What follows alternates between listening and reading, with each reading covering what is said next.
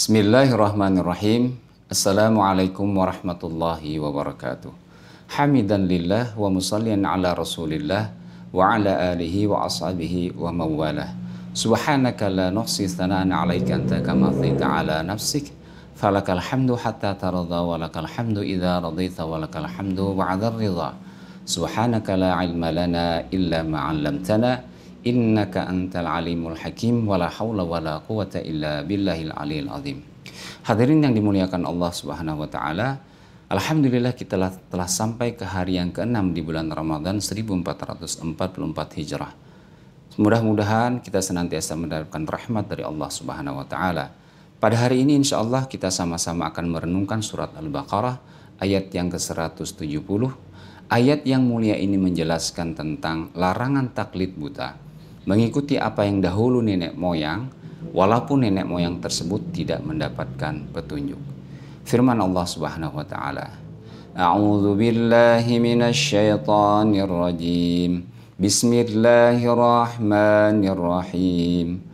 Wa idza qila lahum ittabi'u ma anzalallahu qalu bal nattabi'u ma alfayna 'alaihi aba'ana awalau kana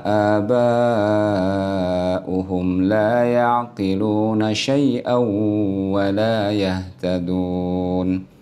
Dan apabila dikatakan kepada mereka, ikutilah apa yang telah diturunkan Allah, mereka menjawab, tidak, tetapi kami hanya mengikuti apa yang telah kami dapati dari perbuatan nenek moyang kami.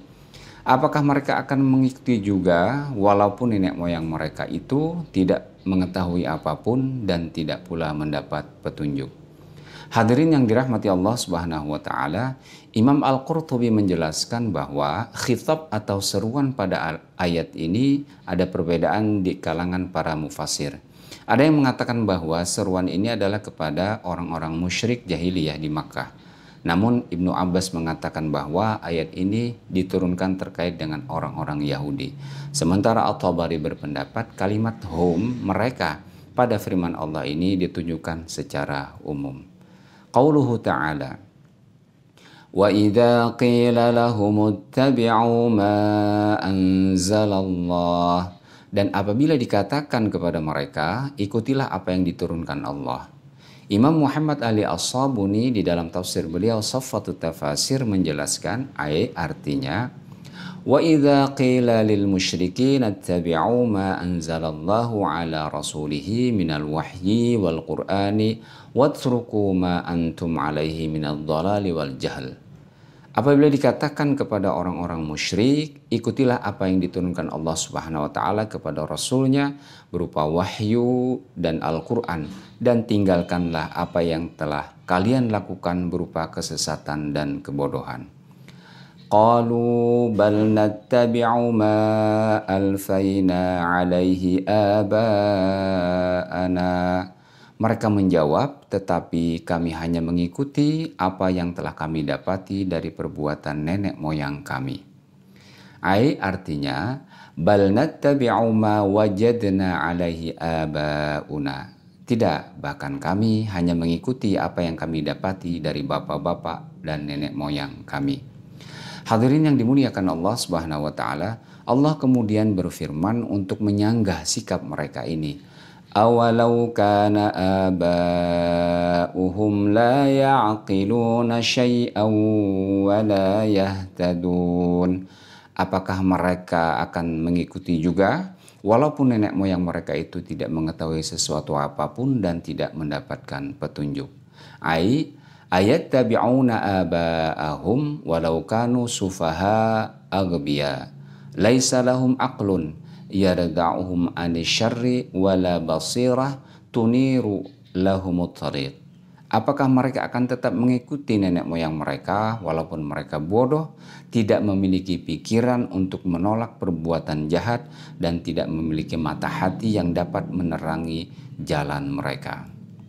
Hadirin rahimakumullah yang dimuliakan Allah, al-istifhamu lil inkar wa taubih wa ta'jib min halihim fi taqlidihim al-a'ma lil aba.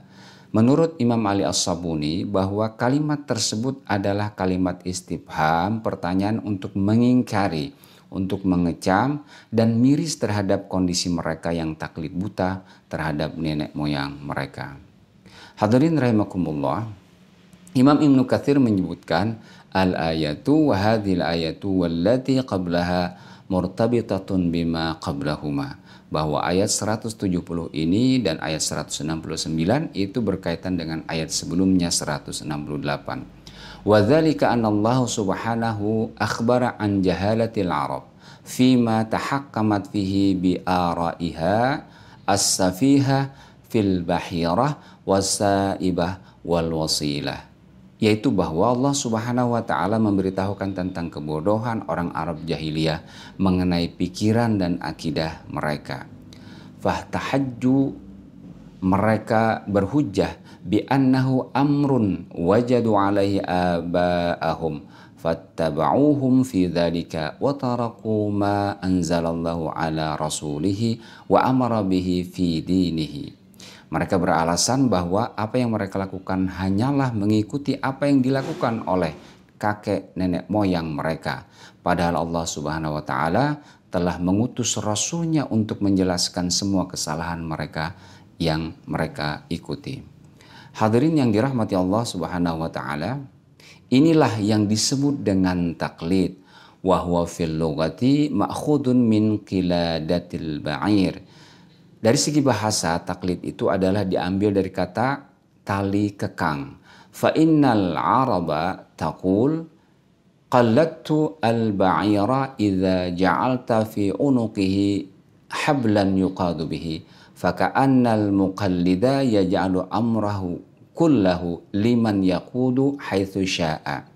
Yakni tali kekang yang digunakan untuk mengikat seekor unta atau kuda. Orang-orang Arab sudah terbiasa mengatakan unta itu qalladat, ya, penurut, ya. Jika unta tersebut diberikan seutas tali di lehernya untuk dikendalikan, seakan-akan orang yang bertaklid dalam agama menyerahkan seluruh persoalannya kepada orang yang bertaklid, yang dia takliti, yang menungganginya sebagaimana kapanpun tuannya berkehendak. Qala Ibnu Athiyah, ajma'atil al-ummatu ala ibtali taqlid fil aqidah. Ibnu Athiyah mengatakan para ulama sepakat bahwa taklid dalam masalah akidah itu batil, dan Allah Subhanahu wa taala berfirman, inna wajadna aba'ana ala ummatin, sesungguhnya kami mendapati bapak-bapak kami menganut suatu agama. Surat Az-Zukhruf ayat 23 dan 24.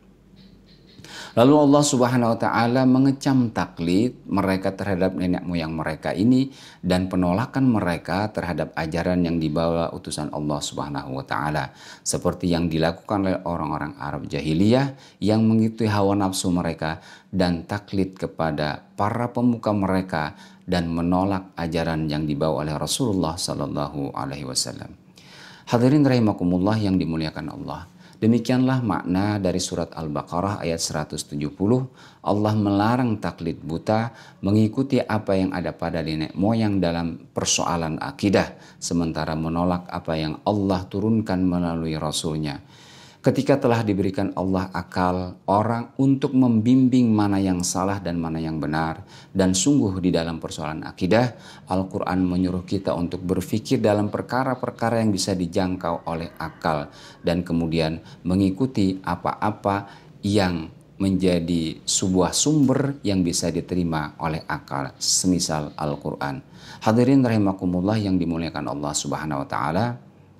Adapun dalam persoalan-persoalan yang dari Allah dan Rasulullah SAW di dalam Al-Quran yang tidak bisa dijangkau dengan akal tadi, Islam menuntun kita secara nukil. Artinya kita mengambil 100% apa-apa yang ada di dalam Al-Quran, walaupun itu tidak bisa dijangkau dengan akal. Namun ini tidak disebut dengan taklid. Ini adalah mengikuti apa yang dibimbing oleh Al-Quran. Demikian, semoga kita senantiasa mendapatkan bimbingan dari Allah Subhanahu wa taala.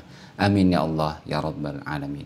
Assalamualaikum warahmatullahi wabarakatuh. Thank you.